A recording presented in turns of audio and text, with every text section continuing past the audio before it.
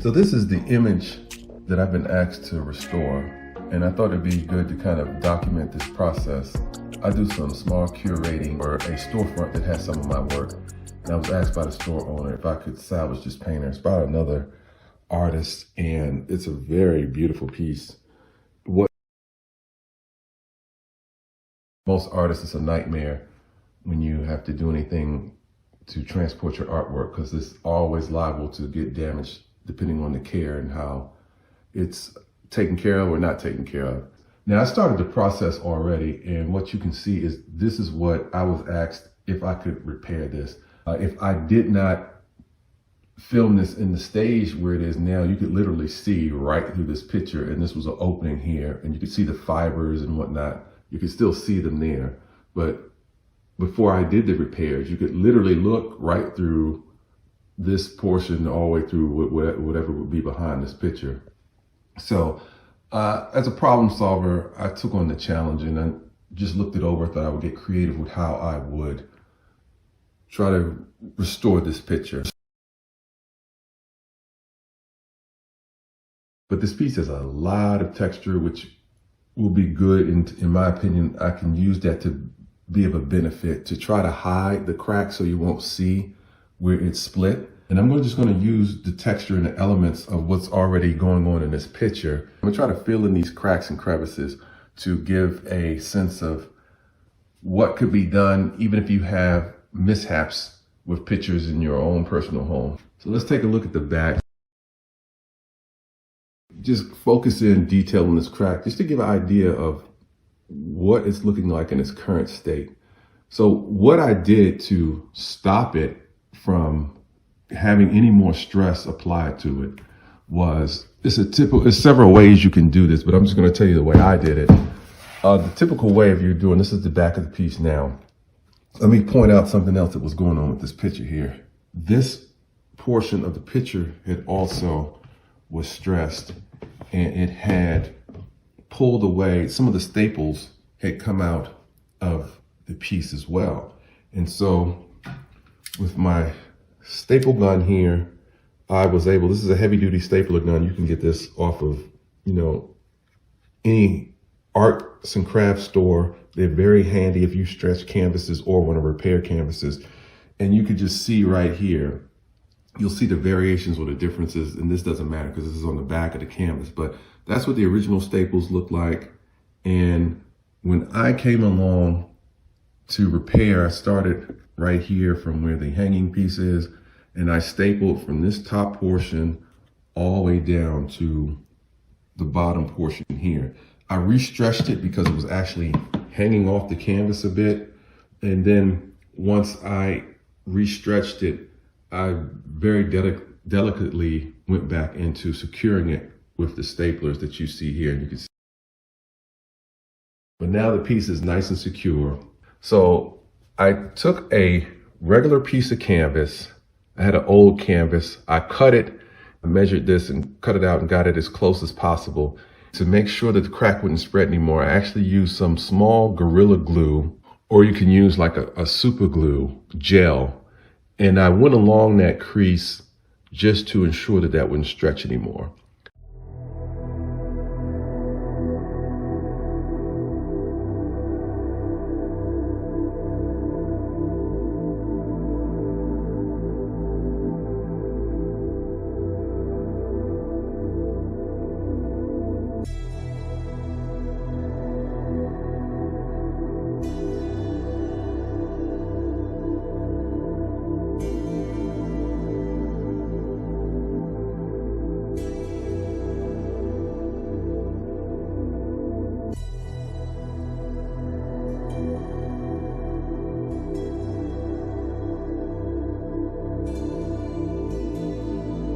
Then I laid down this canvas portion here, and I just put a few books, or you can put some small light weights on it to secure it. Let that dry for about an hour or so. As you can probably see a little bit of what that other canvas looked like that's affixed to the back of this. But what this has done is nice and strong. I could even push and press on that, And I don't have to worry anymore about this being distressed any more than what it is. I'm going to use that textured look to offset this crease and crack here, and then fill it in with some light colors to match. And that should be the end of this restoration.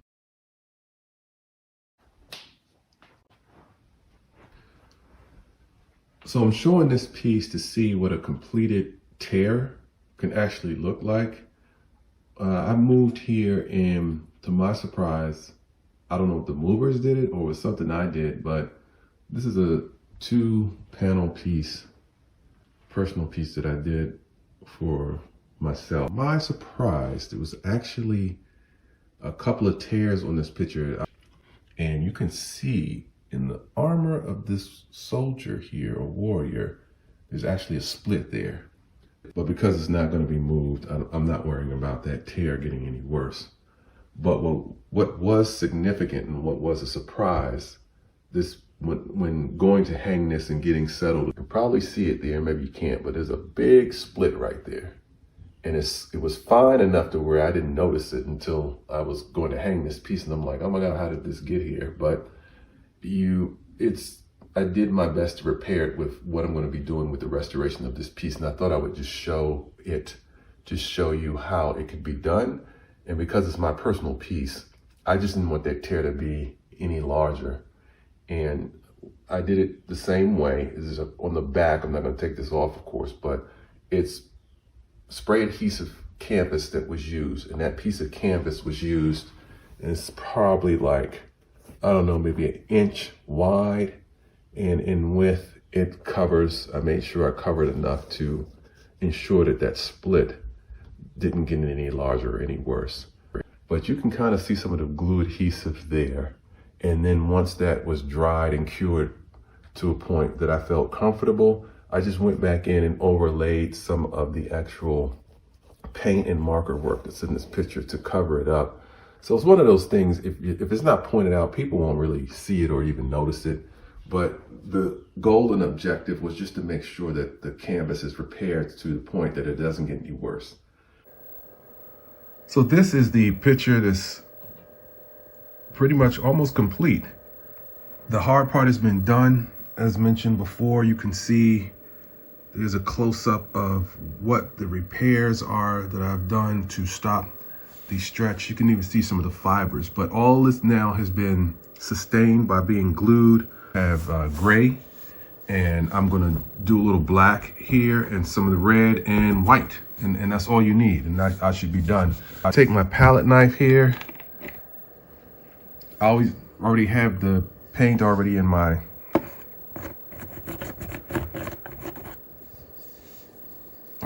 paint set to go.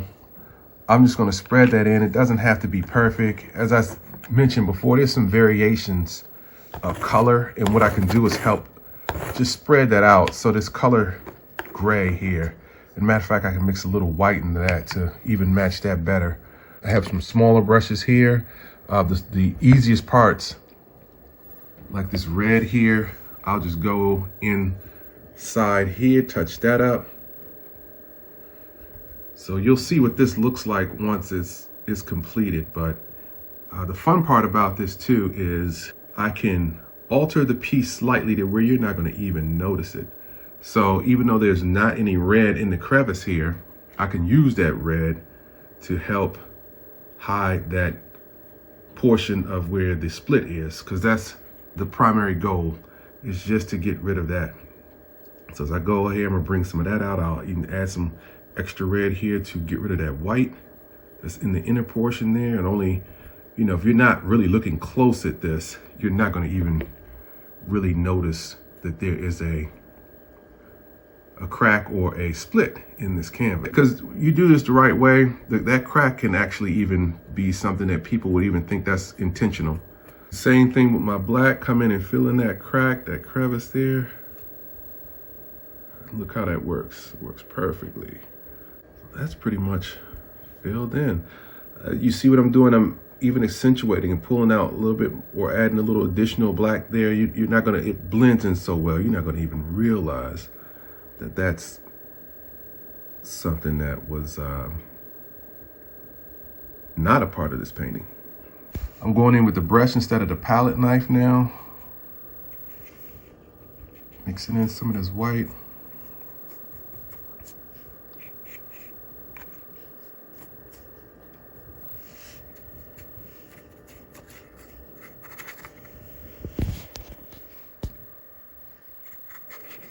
The more the better, to where I can put less emphasis on there being a crack there. And with this additional texture, what you're gonna see happen is that the existing crack, by it getting filled, this texture is gonna bleed and blend right in perfectly. With the technique I'm using here, this becomes part of this piece. You will not be able to differentiate if no one tells you. We got some white there, so I'll do a better job. So that's it in general. The next portion of this is to see what it looks like when I'm done, and then you for yourself can pretty much determine if this has been a successful paint, patch, or restoration job.